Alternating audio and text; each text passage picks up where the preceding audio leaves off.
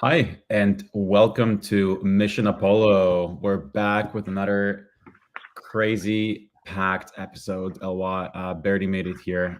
He was just writing down all the amazing and exciting news that we have to share today. And it's episode 46. Well, we're coming up on almost a year of doing these, Elwa. Hey, it'll be interesting to see how many people tuned in over the course of the year. Yeah, time flies.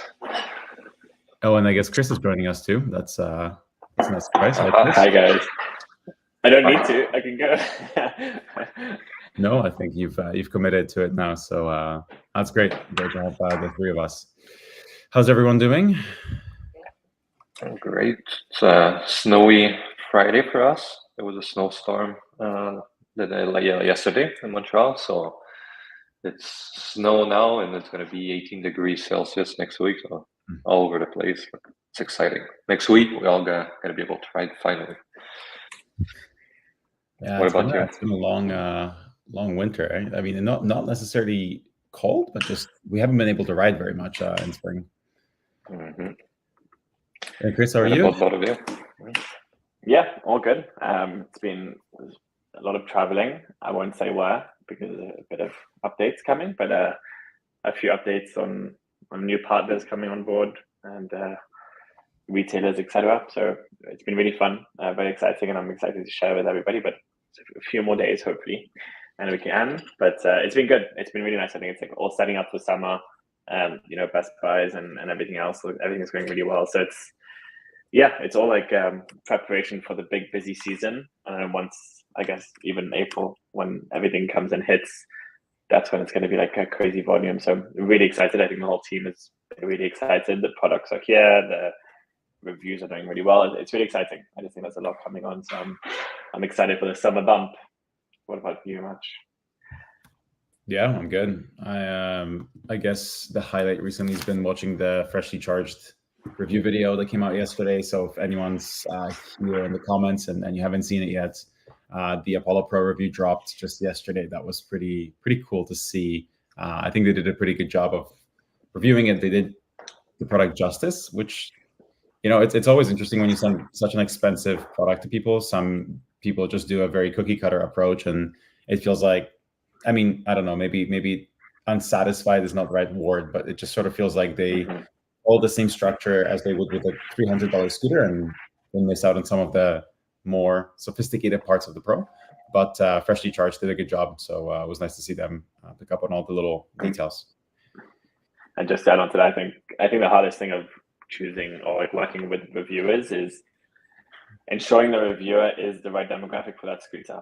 All right, it's like essentially you're sending a very fast scooter to, like, I'm not going to name names, but when we've sometimes sent a fast scooter to an older reviewer, they're like, oh, well, this is too fast. I don't like the scooter. I'm like, well, that scooter is not for you, right? You're not going to, be Top Gear, drive a Ferrari and be like, oh, drive a slow car and be like, this is a terrible car. It's like, you have to understand that your audience is also important. And some reviewers don't really do that. They take it personally, which I don't think is the right approach.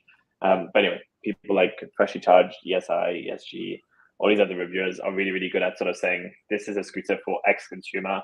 We're going to test it as X consumer and test those features out of it. So I think Freshly Charged did a really good job at that, just showing who really it's for. Yeah, 100%. Cool, guys. Well, we have 8 questions, I think, to power through, and then we'll dig into all the comments and updates. If there are any any updates you want to share with everyone tuning in today, definitely save them until the end. I imagine it would be great to hear maybe when the next app release is coming and when everyone can expect it to be made available to the public.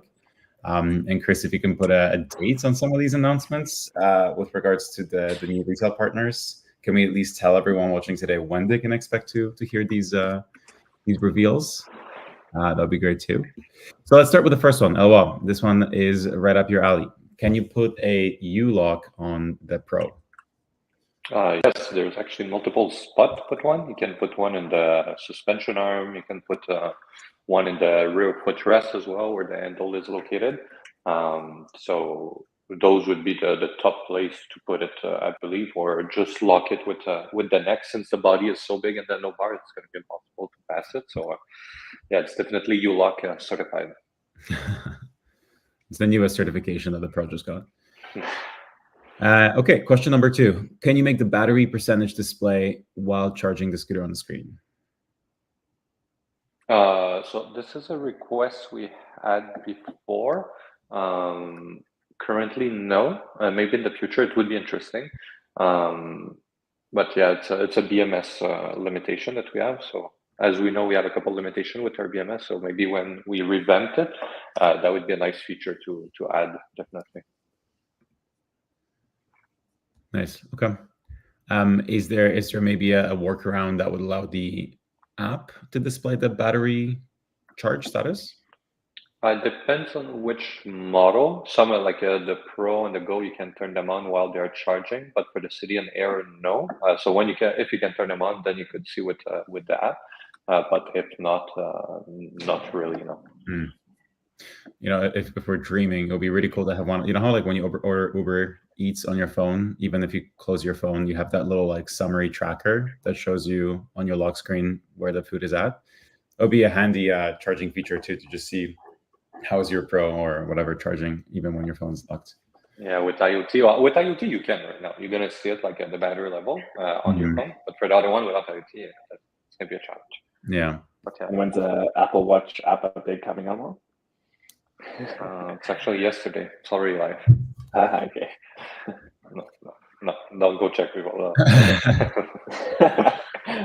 The next thing you know is we get a 1-star review on the app saying not compatible with the Apple Watch, right? Okay.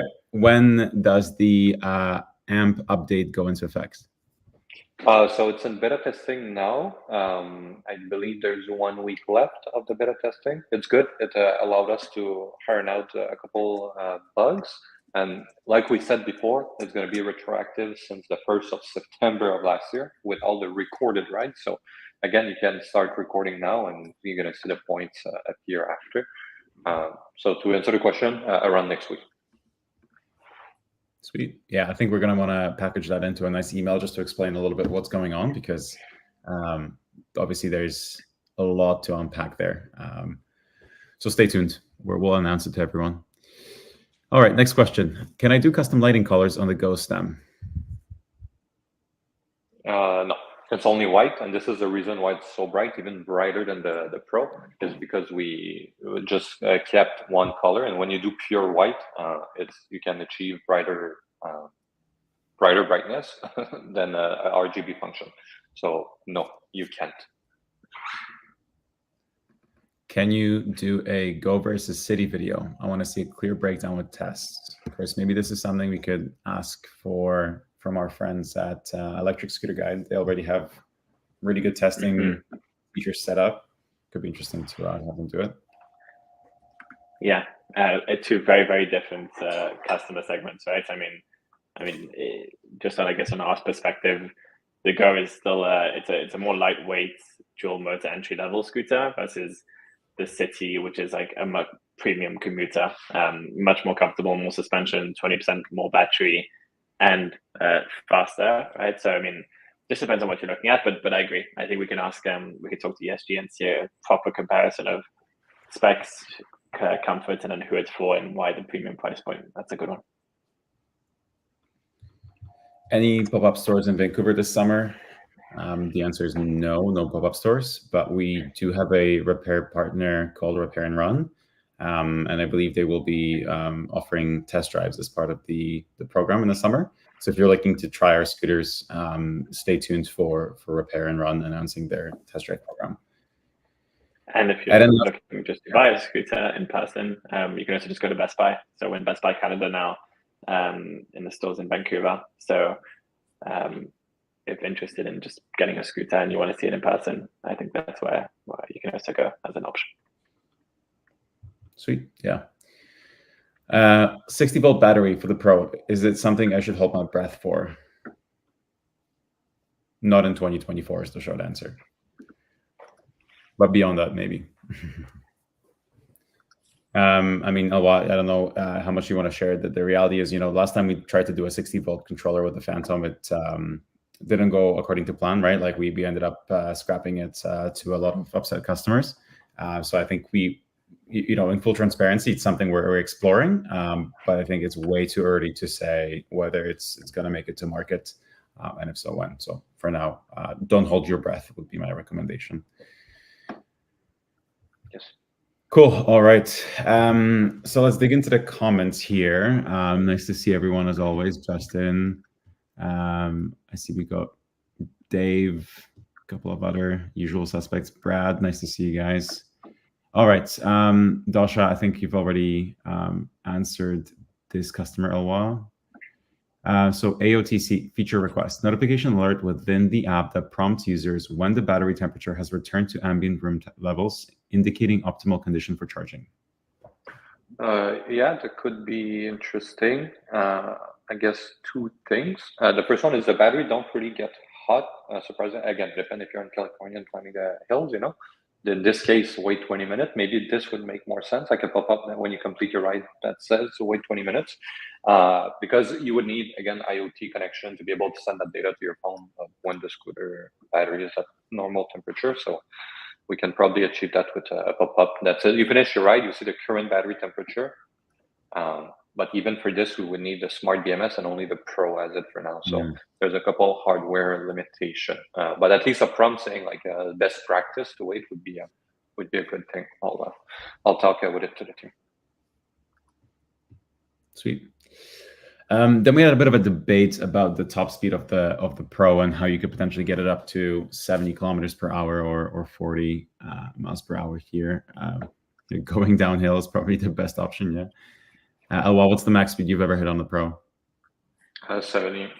I had 70 on the Pro. I know the dashboard sometimes is when I hit that, it was at the beginning, and I think the dashboard was not super accurate. So maybe actually it was 65. But yeah, 65 is what we claim and what everybody seems to achieve. So, but you always have people like Josh that says he hit 85 kilometers on it. So actually, I'm not sure. We have a lot of different numbers, but 65 is the Josh weighs half our weight as well, right? So it depends on, again, so many conditions. If you look at the Freshly Charged reviewer, they actually do a good job at showing the speeds over time. And some people, it takes like 30 seconds to hit that 65 kilometers an hour thing. So I wouldn't be too concerned. I think, again, realistically, you're looking at 65 over a long period of time because it develops rather than just accelerate straight to 65. The max I've hit is 65 as well, like 66. I think that's just weight, I guess. Yeah. And Chris, what's the fastest you've ever gone on a scooter? I think it was an ultra that we did on the Formula One racetrack where I nearly died the first time because the controller exploded. It must have been like 100 kilometers an hour, I think. 93 kilometers an hour. But again, it's like on a Formula One track, so it was really nice and flat. We had a full helmet, gloves, everything else. And Eloi, who made the scooter and the controller, didn't want to test the full speed. So I was a guinea pig. It was so scary. Someone had to be able to fix it. Exactly. You were the only one. The first time we tried it, we didn't adjust something on the controller. So it was like 0 to 50, 60 in like 3 seconds. It was ridiculously fast. And all of a sudden, when you're like going, the controller just stopped, and then I just like nearly fell through the front. I was like, anyway, at 93, if a bird hits you or something, you're done. So I think that's the first and last time, but it was really fun. Yeah, fair enough. Some repeat requests for Pro off-road tires. Yes, I mean, we keep going back and forth on this, right? Like ultimately the Pro is super comfortable and you can definitely take it trail riding, but is it really like meant for trail riding exclusively? Probably not. It's more of a street machine. So Donnie, if you feel very passionate about this, feel free to join our Facebook community and run a little questionnaire asking how many people would be interested in the off-road tires. You can reach out to us if you get enough interest. We'll be happy to place an order for you, but it's likely not something we're going to stock on a regular basis. That said, again, if you can get enough interest, we can definitely help out with a bit of a custom order there. Can a feature be added to turn off the wireless phone charging on the Pro when I go on long rides and the battery is getting low? I'd like to be able to turn it off. Not currently, no. It's always on. So Is the consumption, substantial, Elwa, for the phone charging? Oh, well, a battery, the battery of your iPhone, I believe, is what, 2000 milliamp hour, maybe 3000, the new big phone, and the Pro is like 30,000. So you can charge your phone 10 times with it. So 10% to charge your phone 0 to 100. It's, I guess when your battery is almost dead, it could be considerable. But no, for now, unfortunately, it's always going to be on. Cool. On the Phantom, is it possible to see the motor power output in watts? Yes, it's we see it on the back end. We have all the watts. I think it's going to come when we refine the right recording to show those graphs like we see in the back end. So yeah, it's there. We get the data. Now it's just a question of putting it in the app, which right now we are focusing on stability and like a couple new features like we saw with the cruise control turning signal. And later on, it's going to be focused on adding new functionalities, and that's going to be one of them. The other thing you can do too is you can go into controller information and do your test, go uphill or whatever, and there you're going to see it under power. Cool. From Dave, I've ridden my Phantom V2 into the ground in NYC, horrible roads. You should come to Montreal. Would the new V4 handle that wear and tear better? Yeah, for sure. With the new direction, it's just the whole assembly in the front feels more solid. So that's great to have. And again, one of the things we changed is the motor casing that are now more resistant and better cooling. So for a pothole, obviously, it's preferable to have those thicker rim. So I would say yes. All right, I need a seat for the Pro. My legs are fatigued after spinning between my job sites. Yeah, that would be nice. Again, all the decks are drilled for that, the city as well. So it's just a question of making it. To be honest, pretty low right now on the project list. As we believe we can do other things that's going to have a bigger impact for the customers than this. It would be cool though. Like I love adding seat on the Pro.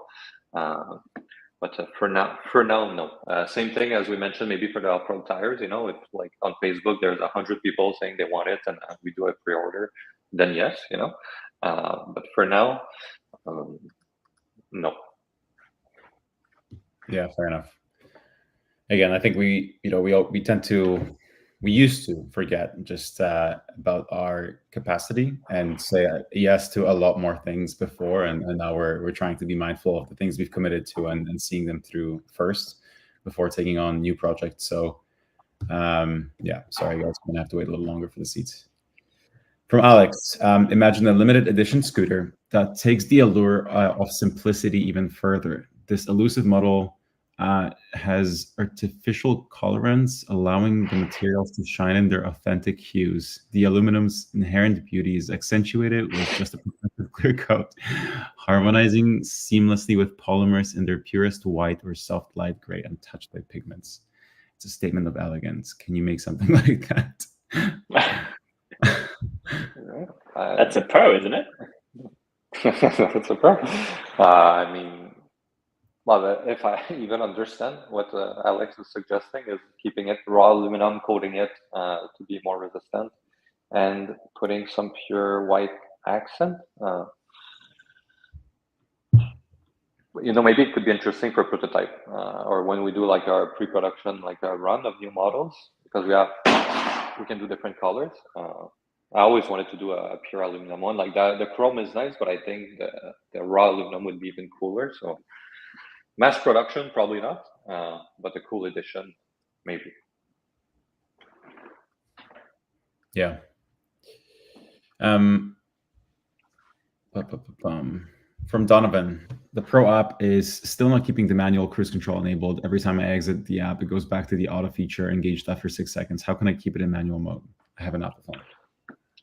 It's the first time I hear this. I have a iPhone as well. We test mostly with iPhones here, as it's the platform that is the most used for app and also the more buggy. Donovan, if you could please send me a screen recording of this, that would be very helpful, because I'm not sure on top of my head right now. All right. Would it be possible to add a rainbow color function on the Apollo Pro? No, the first prototype had this. When you were writing with it, it was switching everywhere. It's already kind of a struggle to configure all those lights, because you need to count the amount of like diode that you want, like the turning signal, the breaker. So I would say now that it's finally stable, we're probably going to keep it like this. It would be nice again, if we see something that can be easily done once we're able to update the display of the scooter, like we mentioned before, maybe. But for now, it's not on the roadmap too. From Justin, freshly charged had creaking issues. Do you know what it could have been caused by? I may have similar problems. Oh yeah, you need to grease the front suspension. What happened is when we were in China, the first 100 unit, we put oil to lubricate like the new bearings assembly and everything we added. And we realized that the oil is drying up by the time it's being finished producing, packaging, like container shipping, and then delivered. So we replaced it with grease with all the other ones. So that's what you need to do. You need to put grease, and ideally grease that it's under pressure, so you can shoot the stream like strongly, and it's going to get in there. White grease. Yeah, so I guess this would just be part of like regular maintenance, ideally for people. Yes. All right, from Dasha, when I first got the app for the Pro, it said 80 kilometers an hour, and then after 2 weeks, it had a limit of 65 kilometers per hour. Now the app, another 2 weeks later, says the top speed is 100 kilometers an hour. This must be preventing the scooter hit 70. Those are the top speed limit. So no, it should, except the 65, they're all over 70. But this shouldn't have an impact on it, except if it's 65, you're going downhill, then it's going to limit like the speed 65. But like you mentioned, now it's 100. So just make sure in the advanced setting it's 100, and it should be the most unlocked it can be. And now when you go into advanced setting, you have the choice to change that speed manually. You don't have to do factory reset or whatever. So maybe just double check this. And now it's not going to change anymore, I promise. Now, a loaded question from Justin. Would Apollo ever design a seat-only scooter? Subject to debate. What is it? What have we seen that's a seat-only scooter? Like a Okai Beetle, I guess? A moped? Like a Voro. Yeah, well, we are having some different opinion internally about those little bikes. It would be nice, like of course we could make something pretty cool and unique, but again, it's the capacity right now limit more than anything. Yeah, not completely closed, I think, right? It's not something that we're passionately against. No, nothing is ever completely closed. I think that's the beauty of our revolving door approach to design. I guess there's always multiple ideas being thrown around.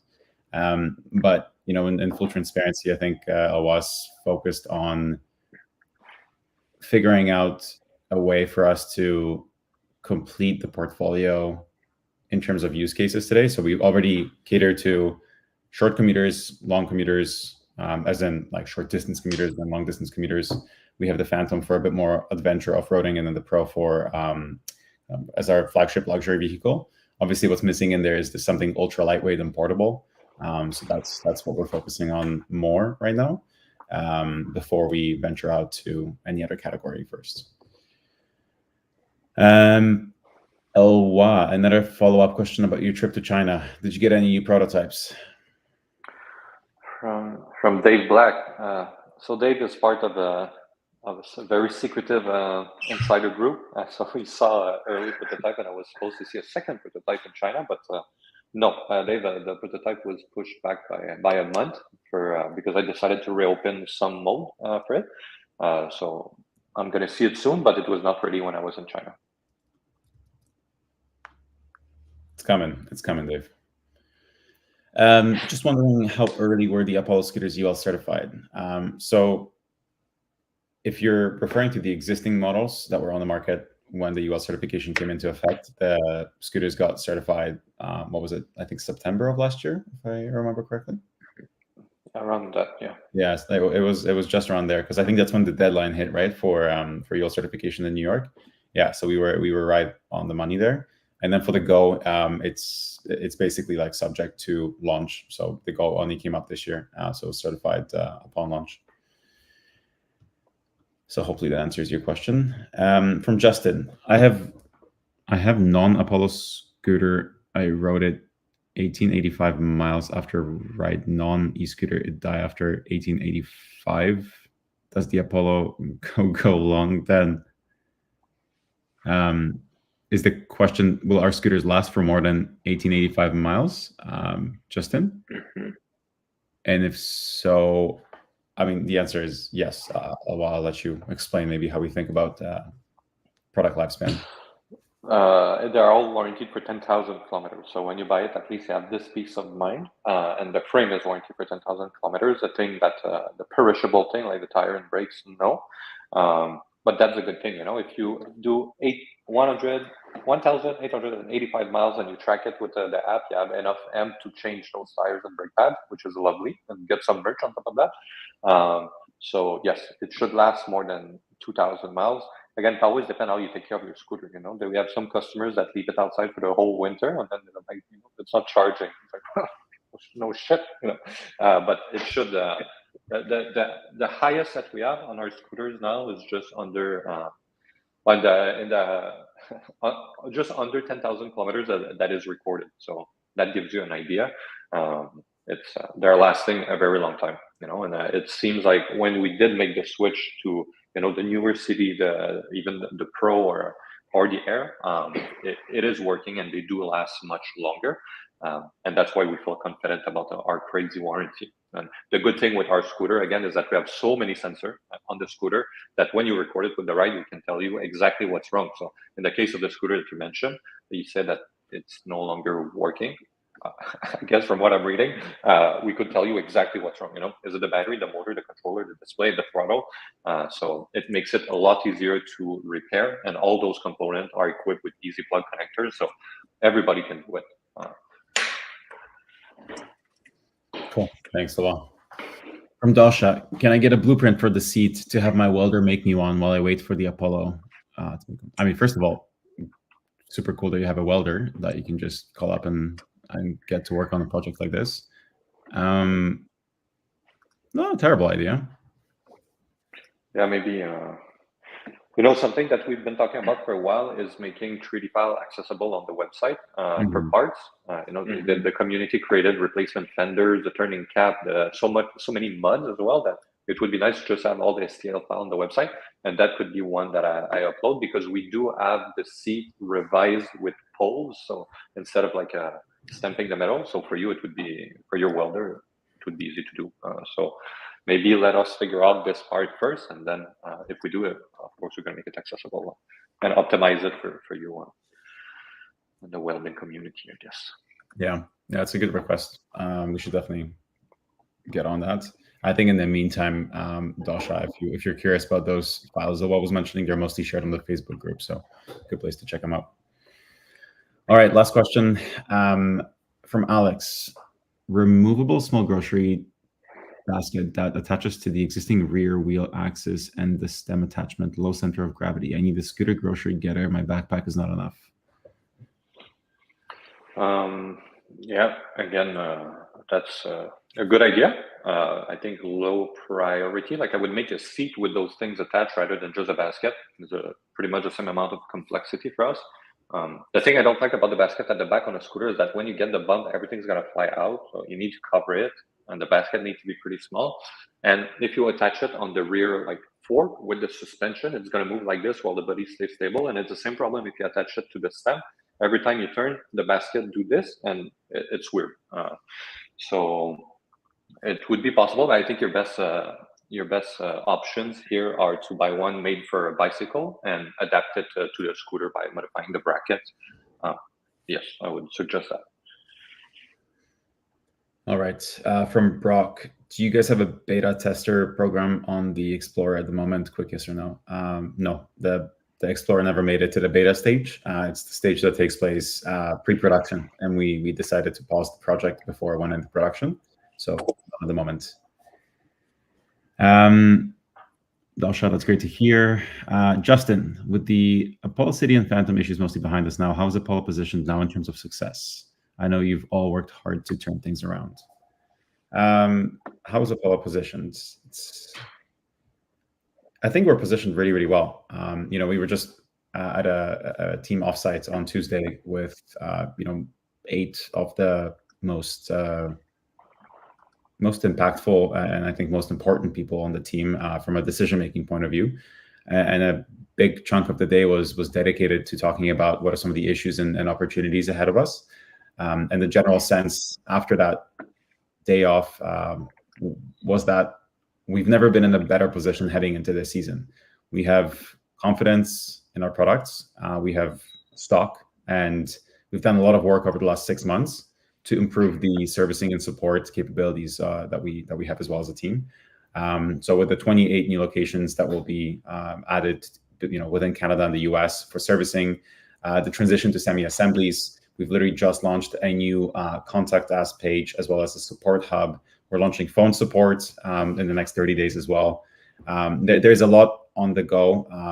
In addition to that, Chris has expanded distribution to make Apollo a bit more easy to access for new customers. And of course, lastly, the focus on the app has been relentlessly singular, which is just stability. And it shows, if you look at the reviews, how they've trended over time. Awal has a really nice chart that shows, when the app first launched, I think it was getting like a 2.5 star rating on average. Now we're pretty consistently hitting 4 averages, 4.5 averages. So the improvements are coming. Justin, short answer to your question is that we bit off more than we could chew in the last couple of years, and things finally balanced out and allowed us to catch up in the last 6. So we're feeling really, really solid and confident heading into this season. So I hope that answers your question. All right, guys, I know we're a little bit over here, so let's just power through the last couple. The charger for my Pro won't charge anymore, and the one is being sent, and the new one is being sent to me. My Pro is at 7%. Is it dangerous to even power it on at that low percentage? I would say don't use it because you don't want to drain it and then just let it sit. So wait for the new charger and then plug it. If you don't touch it, the IoT is going to consume a little bit, but nothing major. So you should be fine.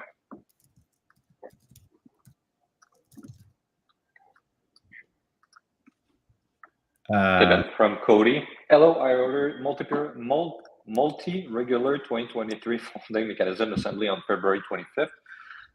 When can I expect to receive it? Multi, I don't know if you mean you ordered a mini, but we have them in stock in Montreal from what I remember. So this is strange. Maybe I would suggest reaching out with your order number because we should have them. And lastly, so sorry, Cody. Lastly, Big Nose Bonehead. When do you plan to go public? When is that?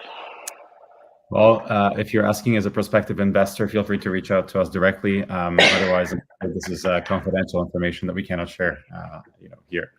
Anyway, guys, we're over time. Thank you, everyone, for tuning in. Awal, Chris, thank you guys for joining as always. Hope everyone has a wonderful weekend and that you get some scooting in if the weather is cooperating wherever you are. Yeah. Lastly, if you like the app, please go rate it on the App Store and Play Store. That would go a long way. Obviously, 4 and 5 star, nothing less. And if you don't like it, don't take any action. Right to me. Okay. Thanks, guys. Take care, everyone. Cool. Thanks, guys. Bye.